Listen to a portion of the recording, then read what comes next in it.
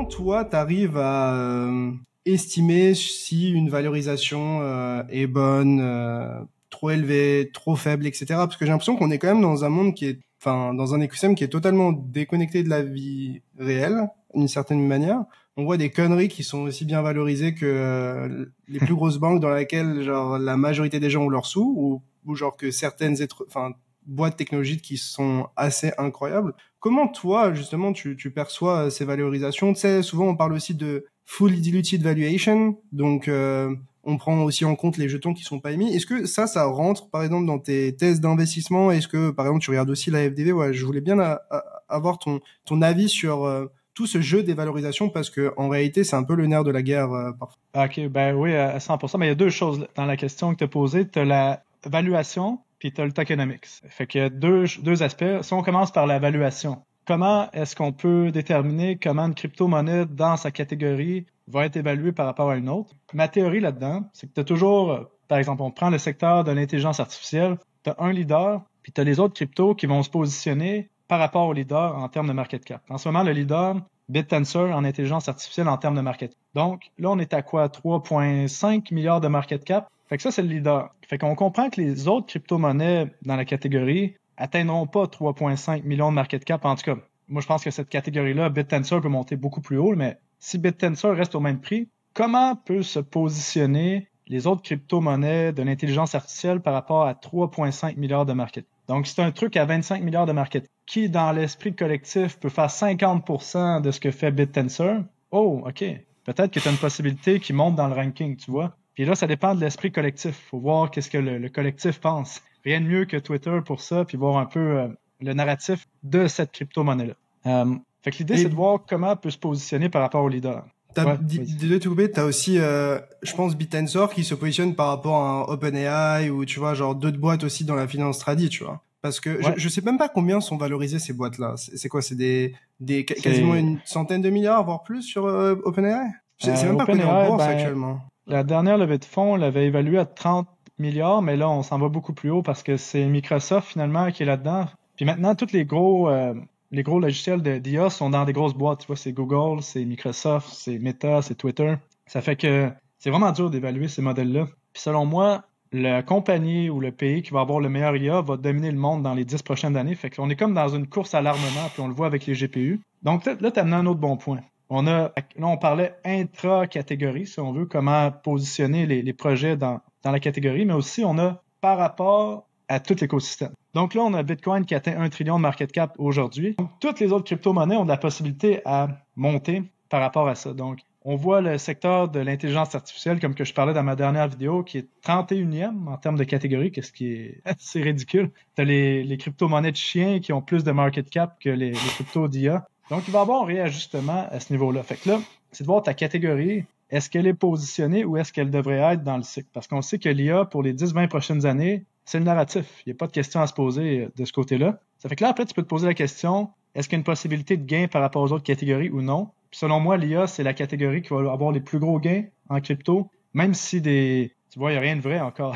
Il y a des technologies qui vont être vraiment utilisées, mais d'autres qui vont bien se brander, avoir un bon positionnement marketing, qui vont faire des fois ça. L'autre question, on parlait de tokenomics. Là, tu me disais, est-ce que je regarde le fully diluted market cap ou non? Fully diluted market cap, qu'est-ce qui est important de comprendre, c'est le tokenomics, en fait. C'est, est-ce qu'il y a des joueurs qui se sont positionnés à des prix plus bas que la crypto-monnaie actuellement, qui vont avoir des crypto-monnaies dans leur wallet puis qui vont être capables de domper pour des gains, en fait. Parce que tu comprends que les VC, eux, leur but, c'est pas la même game que nous. Il n'y a pas de religion et pas d'amour envers les cryptos. Le but, c'est d'avoir un rendement pour les clients. Donc, s'ils sont à x20 puis ils reçoivent 5% de leur token à chaque mois, ben ils vont vendre. Puis le but, c'est juste d'avoir un rendement pour investir dans d'autres choses après. Ça fait que le but, c'est de voir vraiment quand est-ce que les tokens vont être libérés à ces gens-là qu'ils ont eu moins cher. Est-ce qu'il y a des tokens qui sont libérés à des acteurs néfastes qui vont domper? Puis là, après, on peut déterminer si c'est un bon moment pour entrer. Comme tu vois, Hondo Finance, le truc dans les RWA, les bons du trésor, qui est le plus gros.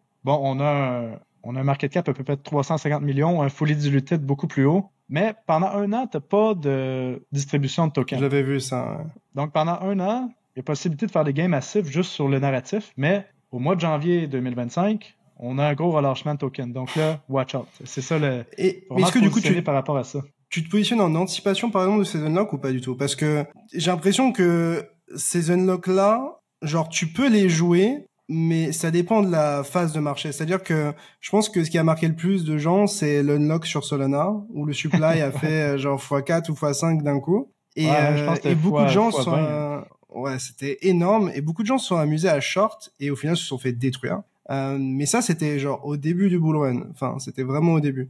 Si on avait un unlock similaire et que c'était par exemple en milieu de bull run ou en fin de bull run, je pense qu'il n'aurait pas forcément eu le même impact. Donc, ce que je tends à croire personnellement, je sais pas ce que t'en penses, c'est que les unlocks, ça a une importance et qu'il faut les considérer, mais que en fonction de la phase de marché, ces unlocks ont plus ou moins d'impact parce que évidemment la demande n'est pas la même en fait selon la phase du cycle. Et je pense que c'est ça qu'il faut considérer. C'est oui évidemment quand les jetons vont être émis, mais surtout à quel moment du cycle on se trouve. Et plus on va progresser dans le cycle, plus je pense qu'il va falloir surveiller ces unlocks parce que ça peut faire mal.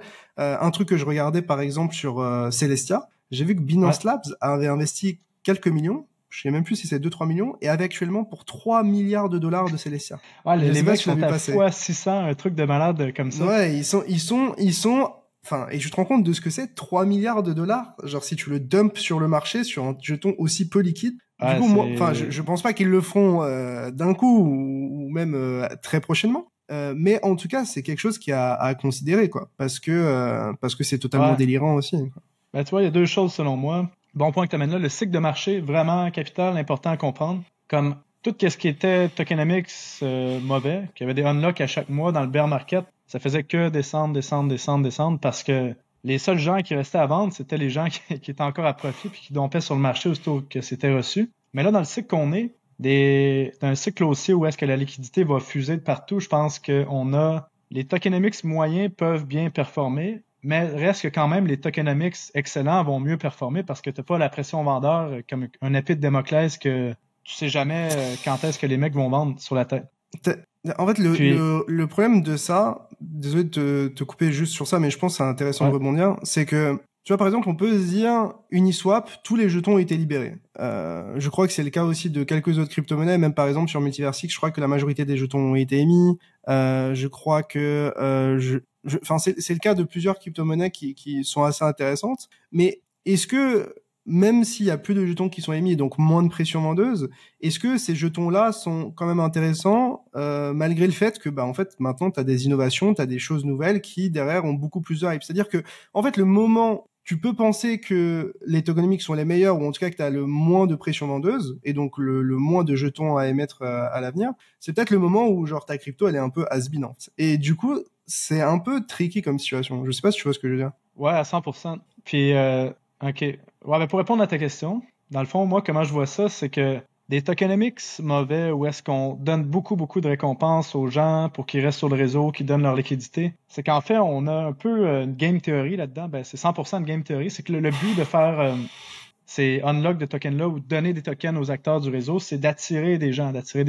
Puis le but, c'est qu'éventuellement, quand il n'y a plus autant de récompenses intéressantes, que les gens restent sur le réseau puis qu'il n'y a plus besoin justement d'avoir des récompenses intéressantes, que le projet est utilisé. Puis là, ben, le but, c'est que si tu arrives à la fin des émissions de tokens, que le projet est utilisé, que les fondamentaux sont en haut, que le prix est en bas, ben, tu as une opportunité juste incroyable. Le prix va rattraper les fondamentaux. Mais si le projet n'a pas développé puis qu'il n'a pas réussi à capter les utilisateurs, ben oui, c'est mort. Ça dépend vraiment où est-ce que c'est situé le projet puis est-ce qu'il a capté vraiment des utilisateurs. Mais est-ce qu'il y a vraiment des cryptos qui arrivent à rester pertinentes et innovantes après genre 3 ou 4 années d'existence et 3 ou 4 années d'émission de jetons, tu vois? J'ai l'impression que c'est pas le cas de beaucoup de cryptos. Ben c'est ça, faut les surveiller. C'est vraiment, faut faire une analyse approfondie. Puis tu vois, comme Akash Network, aussitôt que les émissions arrêtent, le truc s'est mis à monter, ou on pense à Pocket Network, aussitôt que les émissions arrêtées, Superverse qu'on a vu en janvier, les émissions arrêtées, ça se met à monter. C'est vraiment, il y a une corrélation là, vraiment. Puis l'autre point que je voulais dire par rapport aux émissions de tokens, c'est que là on a parlé du timing, du cycle, mais l'autre point important, c'est les acteurs. C'est qui les acteurs dans le réseau? Parce que tu vois, il y a des VC que tu les vois, on les a ciblés. Si ces VC-là sont dans le projet, ils vont domper. C'est comme tu as une garantie qui vient avec. C'est des requins. Ouais. Peut-être d'autres acteurs comme avec Solana, j'ai l'impression que c'était une cabale, un cartel. Ils se sont dit, on dompe pas avant tel prix ou je sais pas quoi. Ça fait qu'il faut voir c'est qui les acteurs dans le réseau. Ça, c'est bien important.